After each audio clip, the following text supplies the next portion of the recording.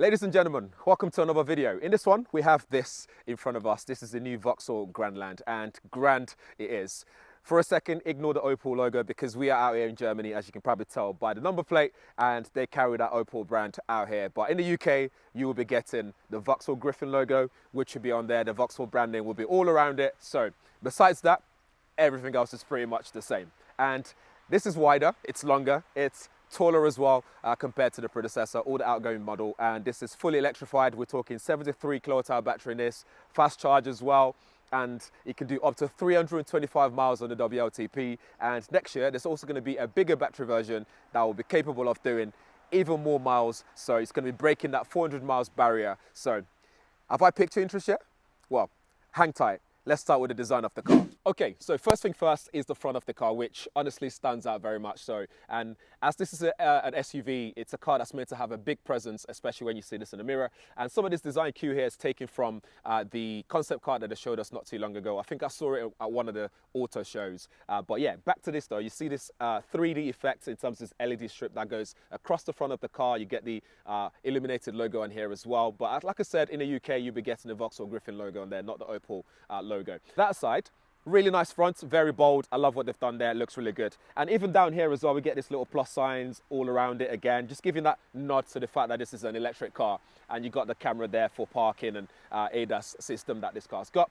And then this color looks nice as well. It's got this like bronzy sort of effect, and I kind of like it. It's not bad at all. I think, me personally, I'll probably go for a different color, but this is not bad as well. It's got the IntelliLux light on this one, which means it's brighter. You've got more than 50,000 elements all across this light in here, which is a lot. It means that it's very bright, pretty much brighter, especially on the motorway. For example, it's got longer distance as well as in what you can see, and it's also very quick in terms of reaction time. So when it comes to dimming and all that stuff, it's pretty quick. And that's pretty much it in terms of the front. I think it looks good. It's very bold. It's high off the ground as well. It's got nice ground clearance on the front, which is cool. And then we look at the body area. It's got this single line that goes across the front here that leads to the back as well, which I'll show you guys shortly as well. But it's very simple in the way they've done it. It's very minimalist as well. It's very smooth. There's not a lot of contours and sharp edges and stuff like that all around the car. It's just very minimal, which is not bad. It's not a bad thing. And then we'll move over to the side of the car. You can see how smooth it is. Again, there's no aggressive cutouts or anything like that. And that's exactly what Vauxhall is going for because they want something that just looks very minimalist, very cool, but at the same time, it affects the drag coefficient, for example. So they've kept things nice and aerodynamic. So we have 20-inch alloys on here. There's also 19-inch available, but I think in the grand scheme of things, this 20-inch goes very well. It suits the level of this car in terms of being an SUV, and I think it gives it a nice stance to it as well. That's pretty cool. I love the black finishing all around the car as well. Gives it some sort of like rugged look, but at the same time, goes very well with the rest of the detail in terms of the colors of the car. If there's any contours on the car, it's this bit that kind of flares out just a tad bit on this bit here. And the alloys look good as well. You can get other designs as well. There are available. So that's pretty much it for that side. And then as we start to move towards the back of the car, you can see some of the lines that's here as well. So you got this one here that's nice and again, minimalist. It's not too aggressive. And then you got this one here that leads round to the back of the car, just wraps around it. And then this bit just comes in a bit slimmer, which looks very smart. And I love the piano black finishing all around the car as well. Again, depending on which version you go for, you can get one with sunroof options as well. This one doesn't have that. They do have the GS, so they have the design, they have the GS and the Ultimate. Ultimate giving you the whole full whack of what you can get with the Grandland. And then over on the back, the design language continues and looks very smart. We've got this LED strip here that goes across the back of the car. Opel is written out in the words there, but in the UK it will say Vauxhall written out. We've got the wiper there. There's this light as well. They say it's got this compass thing going on, but honestly, I can't really see it. We've got the light there that lights up as well. That looks pretty cool. It gives it that sporty look on the back. And you got Grandland written here, so it's embossed on the boot lid. It's nice and subtle. I like that. But the main thing here is the branding here is nice and bold. It's there. It's obvious. So if you ever see this on the road, Vauxhall are pretty much, they're very proud to have that written across there. So nice and easy. Then you got all the black finishing all around the bottom there, the diffuser area. Again, just looks really smart on the back. Let me know what you think in the comments below. Let's have a look at the boot space though. Boot is very big, it's very practical. So we're talking 550 litres of boot space in here. And then if you drop the seats down, which is 40-20 split, that will go up to 1645 litres, which again is a lot of space in the boot. There's also more space in here. So very big. It's got a cutout shape of a spare wheel, for example. So possibly you can put that in there, but that's the space to store things that's perhaps dirty that you don't want to get in the main boot cabin. So you can store that all in there. So big boot space, honestly, it's very practical in that sense. And I love the way that this sits nice and flush. So it makes it easier to get things in the car. Big aperture in terms of the opening as well. And one thing that they said is this is nice and wide, so you can fit a big old washing machine through that gap. So again, that says a lot about how practical the space is in the back. And then over on this side, we have our charging ports, and this supports 160 kilowatts DC charging. So if you manage to find a fast charge spot, you'll be able to do that with this. Okay, over in the back, you got plenty of space in here, plenty of knee room, plenty of space to tuck in my feet, plenty of headroom as well. You know, the sitting position feels good in terms of not too high, not too low. It's just perfect, especially for those long journeys. And the door opening is big as well to get in and out very easily with no issues, as well as being able to easily fit in your car seat if you're going to be carrying in and out all the time, or carrying your baby in and out of the car. Very easy in that sense. So again, very practical. I love what they've done with the mix of the materials in here. It's very, very nice. They've got this like carbon fiber effect on the door card here. You got fabric, you got a bit of plastic there as well. Just a mix of, you know, materials to make it look nice and premium. But that's going to be entirely up to you what you think of that. I think over in the front is where we'd start to notice where that might make you feel like it's not as premium as it should be, but we'll get to that when we get to the front. There's a pocket here to store things. There's also more pocket here. And then also down here we have 2 USB-C ports. There's also 12 volts in there, and then space to store things. There's no climate control for the back passengers to control it themselves, so that will rely on the people at the front, so the driver or the front passenger. There's also an armrest here which has 2 bottle holder spots, and then there's another space in front of it to store maybe your phone or an iPad or something to watch it whilst you're on the move. There's no way to recline the seat back or anything like that, or move this bench at the back here, sadly. But that's pretty much it of what you get here. It's very spacious. It's, you know, very roomy. I like what they've done. And yeah, very practical. Over in the front, there's plenty of tech available. We have this nice driver focus display that's 16-inch in terms of size. You got 10-inch instrument cluster in front of you. There's a head-up display as well, which you display all the vital information that you need as you drive in. And I love that that's also integrated with your Android Auto or Apple CarPlay as well, which is good. In terms of the material, it's very similar to what I've shown you on the back. So we have this mixture of this carbon fiber effect of plastic here, some plastic a bit. You got some fabric here as well. But generally, it's nice and comfortable feeling. The steering wheel has a flat bottom as well. Makes it easy to get in and out of the car. This is not electronically controlled. It's manually controlled in terms of the steering wheel column to push it up and down. And there's mixture of buttons here as well, and mixture of touch operation. So the things that are vital in terms of the climate control, things that you will be operating all the time, operated via buttons. So you can see here with the fans and stuff like that.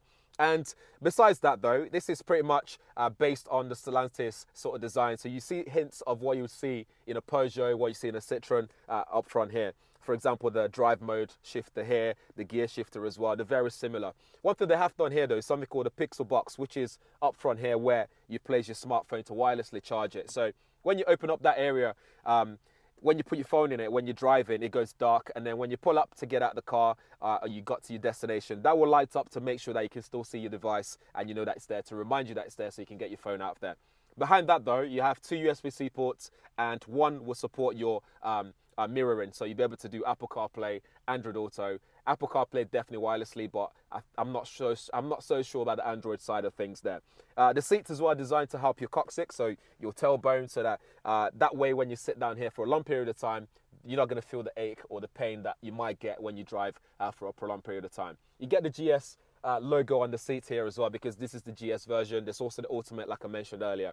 And this being based on the STLA platform means they're able to stretch the car in a way that you get a lot of space inside of the car. I think there's around 30 litres worth of just space all around the cabins and stuff like that. For example, even here, you can open this up and there's loads of space in there to store things, and it's also refrigerated as well. So if you have drinks that you want to keep nice and cool and cold, that's where you'd have that. This can move as well in terms of the bottle holder, so you can move it back, you know. It's good that you can move it. It means you can use it to store things or bottles, entirely up to you, or it doesn't matter what size the bottle is, you'll be able to move it accordingly to suit your need. But pretty much that's what you get up here. It's very nice. I love what they've done. One of my favorite things about the infotainment system here is the wide aspect ratio. It means they're able to fit more on the screen. So for example, we have the climate control information is always going to be there, not going anywhere. You got your home button there. You can also swipe down to quickly control things. So for example, the brightness level, Wi-Fi information, and then your heated seat stuff and heated steering. You can easily control them very quickly. And all this is within reach, easy reach for the driver. So as you're driving, you can easily press stuff without having to lean over too much or distract you from the road. If that doesn't help, if that's not enough, there's also 3 main buttons here that you can quickly press as well to control things. So for example, if I press this car button here, that will take me to all the ADAS system and safety equipment in the car, so lane keep assist and stuff like that. Go to functions, you can see a lot more there, like rear cross traffic alert, driver assist 2.0, and so much more will be available to you. If you go for the ultimate version, you might get a bit more equipment as well available to you, but that's what you get on this one. And then we can always press that to go back home, and then you're back home to the home screen, and you go to media to control things like your sound settings. If I go settings here, I go sound settings, I can control things like your treble, your mid, your bass. If you go for the focal sound system, this will give you more options as well for like surround sound and so on and so forth. So very easy to use, very straightforward. And even though this is a prototype version that's not fully there yet in terms of the software itself, it's pretty responsive, as you can see there. Easy to operate, easy to find things, swipe across. You can even modify the way that the screens are in terms of how many home screens you have. You can modify all that kind of stuff. So if you've been in one of the recent Stellantis cars like Peugeot or Citroen or whatever, you'd be used to seeing those things very quickly. They're pretty much the same in terms of what you can get on there, but really good. Okay then, let's talk about the driving experience in the Grandland and see if it actually feels as grand as it looks on the outside. Some stats out of the way for you, as we always do. So 0 to 62 miles per hour in this is in 9 seconds.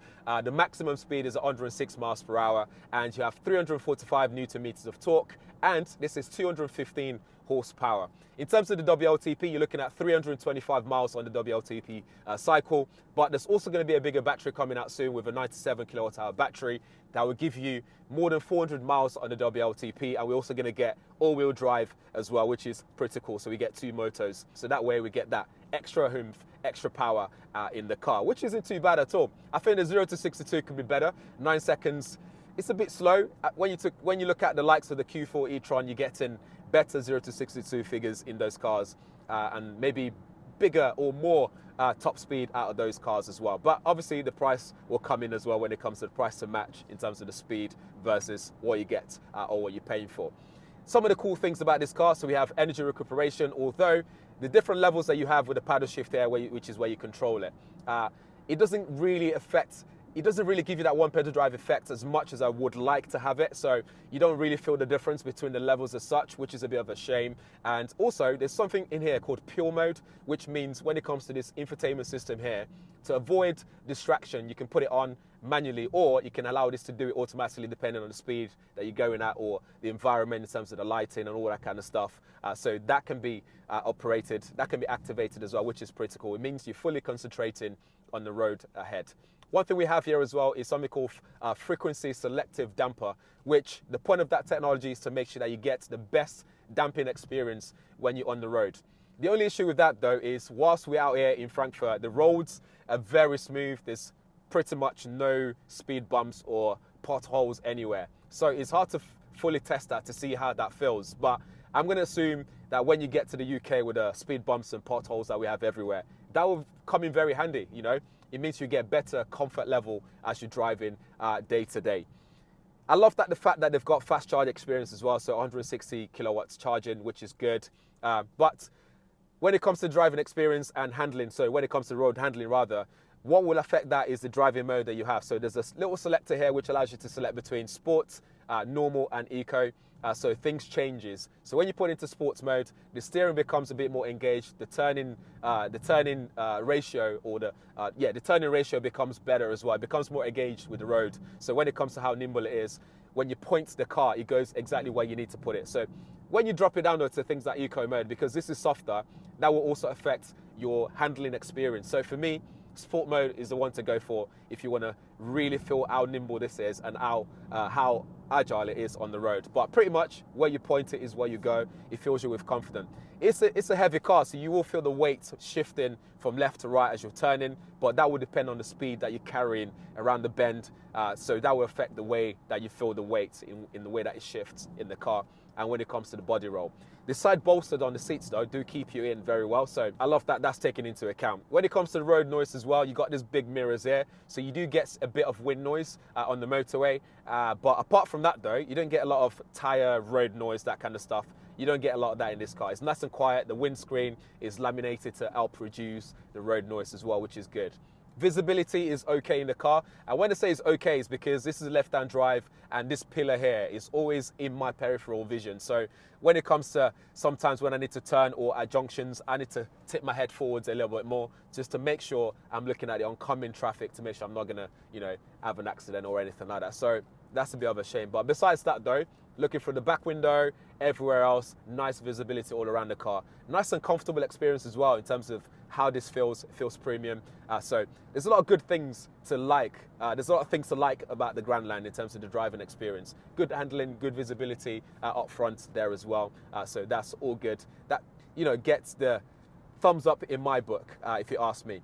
What would make people decide whether to go for this or not would be the price point, because when you compare to what's on the market right now, you have to compare whether you want to go for which brand you prefer. So that's going to come into play in terms of, do I want to part with my money with a Vauxhall, or do I want to part my money with other brands that's also on the market in comparison? But what I will say though is, if you go for this one, it's well equipped, which is very important. So your price point, you get very well equipped car for the price that you pay for it. So that's something to bear in mind. But overall though, really good car. So if you have any questions though, let me know in the comments below.